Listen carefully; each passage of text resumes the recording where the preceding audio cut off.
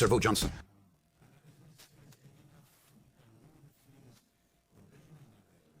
Après 5 chansons, je me suis dit, bon sang, je crois avoir épuisé toutes mes paroles. Servo Johnson est un chanteur et auteur-compositeur anglais.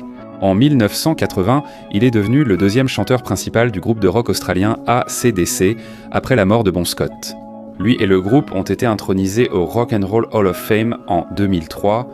Sa voix distinctive a été le carburant enflammé qui alimente la pyrotechnie derrière les géants du rock australien depuis plus de 30 ans.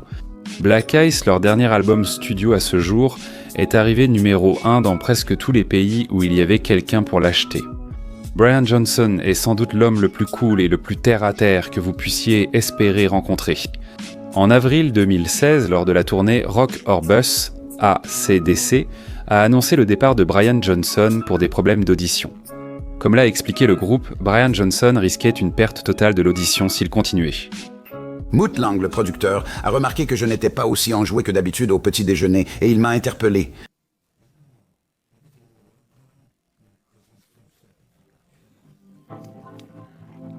Si vous appréciez ces vidéos, n'oubliez pas d'appuyer sur le bouton « J'aime » car cela nous aide beaucoup. Et dites-nous en commentaire quelle est votre célébrité préférée que vous aimeriez voir dans nos prochaines vidéos.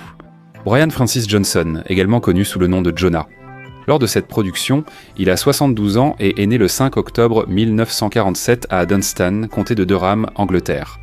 Il mesure 1,65 mètres, 5 pieds 5 pouces. Johnson a épousé Carol en 1968 et ils ont 2 filles. Joanne, née en 1968, et Carla, née en 1973. Ils ont divorcé pendant l'écriture de l'album Razor's Edge. Il est maintenant marié à Brenda et vit à Sarasota, en Floride. Fervent supporter du Newcastle United Football Club, il a été sollicité pour investir dans le club au début des années 80 après une rencontre avec le conseil d'administration à l'invitation de la légende Jackie Milburn.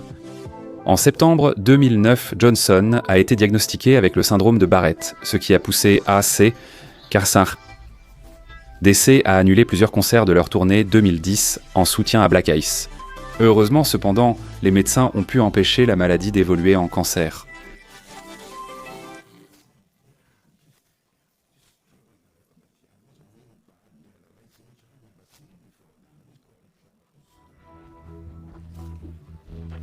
Brian Francis Johnson est né le 5 octobre 1947 à Dunstan, comté de Durham. Il est l'aîné de 4 frères et sœurs. Son père anglais, Alan, était le mineur de charbon et sergent-major dans l'infanterie légère de Durham. Il est décédé en 1996. Sa mère italienne, Esther, était originaire de Frascati, une commune de la capitale italienne, Rome. Quand il était jeune, Johnson a participé à divers spectacles avec les scouts, est apparu dans une pièce diffusée à la télévision et a rejoint la chorale de l'église locale. Le premier groupe de Johnson était le Gobi Desert Canoe Club. Il a aussi joué dans Fresh. Dès 1970, Johnson rejoint le groupe de cabaret Jasper Art Band, jouant des titres de la comédie musicale Air et des morceaux de soft rock et pop de l'époque. Lui et d'autres membres du groupe ont ensuite formé Geordie. Son unique single solo, Je ne peux pas t'oublier maintenant, est sorti en janvier 1976 sur le label Redbus alors qu'il était chez Geordie. En 1982, une compilation comprenant uniquement les 10 chansons de Geordie. De 1973 à 1976 a été publié comme album solo de Brian Johnson, Homme étrange, sur le label MCA, le CD américain de 1989. Continu de rocker comprenant 12 titres réenregistrés du groupe est sorti sous le nom Brian Johnson et Geordie, tout comme la compilation australienne de 1991 Rocker avec les garçons, entre 1992 et 1996. En 1980, il est devenu le deuxième chanteur principal de AC/DC, avec qui il a été intronisé au Rock and Roll Hall of Fame en 2003. Le premier album de Johnson, avec AC/DC Back in Black, est devenu le deuxième album le plus vendu au monde. Avant Johnson, le chanteur principal de AC/DC était Bon Scott. Malheureusement, Bon Scott est décédé en février 1980 et c'est en fait lui qui a attiré l'attention des membres de AC/DC sur Brian Johnson avant sa mort. Peu après la mort de Scott, les autres membres de AC/DC ont brièvement envisagé d'arrêter. Finalement, il a été décidé que Scott aurait souhaité qu'il poursuive, et soutenu par la famille Scott, le groupe a recruté Brian Johnson comme nouveau chanteur. Une semaine après que Johnson ait officiellement rejoint AC/DC, il a été envoyé au studio Compass Point aux Bahamas pour rejoindre les autres membres du groupe et le producteur Matt Lang afin d'enregistrer un album. Cet album était Back in Black.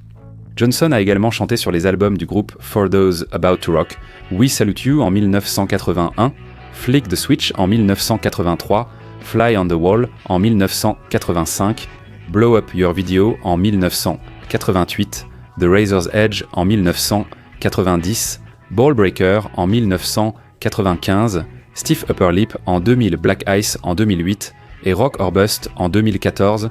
La voix de Johnson figure sur des tubes de AC/DC comme You Shook Me All Night Long, Hell's Bells, Back in Black, Heatseeker, Thunderstruck et bien d'autres. En 2016, il a quitté le groupe en raison de problèmes d'audition et a été remplacé par Axl Rose. AC/DC a fait fortune grâce à ses tournées. Avec leur tournée internationale épique d'octobre 2008 à juin 2010, ils ont généré des recettes au box-office de 477 millions de dollars grâce à 5,1 millions de billets vendus lors de 168 concerts. Brian Johnson a gagné environ 10,3 millions de dollars avec AC/DC pour l'album Black Ice, vendu à 8,7 millions d'exemplaires. La fortune de Brian Johnson est de 90 millions de dollars. Brian Johnson et sa femme Brenda ont récemment donné une propriété à la All Star Children's Foundation, une organisation à but non lucratif de Sarasota. La propriété a été vendue pour un bénéfice net de 335 000 dollars. Brian Johnson adore les voitures et en possède de nombreuses dans son garage. Il possède une Bentley Van Den Plas de 1928. C'est une voiture unique que Johnson appelle Thunderguts. Elle est équipée d'un énorme moteur de 4,5 litres et selon Johnson, elle respire la British Attitude. Une Jaguar F-Type Project 7. Seulement 250 Jaguars ont été produites, dont 50 pour les États-Unis. Cette voiture a été nommée en référence au nombre de fois où Jaguar a franchi le drapeau à damier lors de la célèbre course des 24 heures du Mans, soit 7 fois. Une Lola T70, marque 1 2009 165. Cette superbe voiture, bleu ciel, est l'une des plus rares de sa collection. MotorOne.com indique que seuls 15 exemplaires ont été produits et que Brian Johnson possède le châssis numéro 15. La voiture est propulsée par un moteur V8 construit par Ford qui développe une puissance impressionnante de 640 chevaux. Il possède une MGTF de 1954. C'est encore une de ces voitures que peu de gens ont vues et c'est probablement la raison pour laquelle Johnson voulait en avoir une. La MGTF a été fabriquée de 1953 à 1955. Une Bentley Continental Grand Tourisme Super Sports. En tant que Britannique et passionné de voitures, il fallait absolument qu'une Bentley moderne soit dans l'allée. Ce type de voiture plaît aux amateurs de vitesse et d'automobiles britanniques, d'où la raison pour laquelle Johnson en possède une. Topspeed.com rapporte qu'elle développe une puissance impressionnante de 700 chevaux grâce à un moteur V12 de 6 litres et atteignent une vitesse maximale de 336 km/h. Le prix de départ dépasse les 300 000 dollars. Il a une Mustang Grand Tourisme de petit garage. La plupart des voitures de cette vidéo sont européennes, et c'était la première que Johnson a achetée fabriquée aux États-Unis. C'est l'un des 43 enfants Speed Demon issus d'un partenariat entre Ford et le garage Richard Petty. Ford s'est illustré en collaborant avec de grands esprits au fil de son histoire. Cette voiture développe 627 chevaux et a coûté à Johnson une belle somme, un peu plus de 92 000 dollars, une Ferrari 458 Italia. Aucune star du rock n'a une collection de voitures sans une supercar et celle de Johnson comprend une Ferrari. MotorOne.com cite Johnson disant que sa Ferrari est sa voiture moderne préférée et qu'à son avis, c'est l'une des plus belles Ferrari jamais fabriquées. Une Rolls-Royce Phantom, il est aussi amateur de luxe même si elle a le cœur d'une voiture de sport. Sa Rolls-Royce Phantom fait partie des voitures qu'il était très fier de pouvoir conduire lorsqu'il en a eu l'occasion.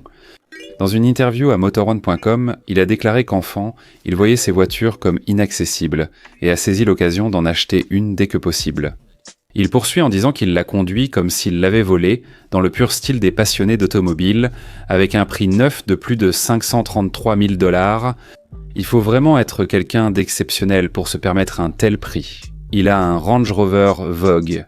Soyons honnêtes, il lui fallait quelque chose qu'il puisse conduire au quotidien, parce que beaucoup de ces voitures sont tellement incroyables qu'il n'allait pas les utiliser tous les jours vu leur valeur.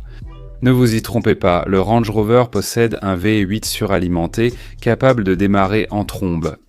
Il a un Range Rover Evoque. Il adore les Range Rover, et il a été triste d'apprendre qu'ils allaient arrêter de fabriquer les Defender en 2016. Cela lui permet de vivre sa passion pour tous les types de conduite, y compris le tout-terrain dans un intérieur en cuir luxueux.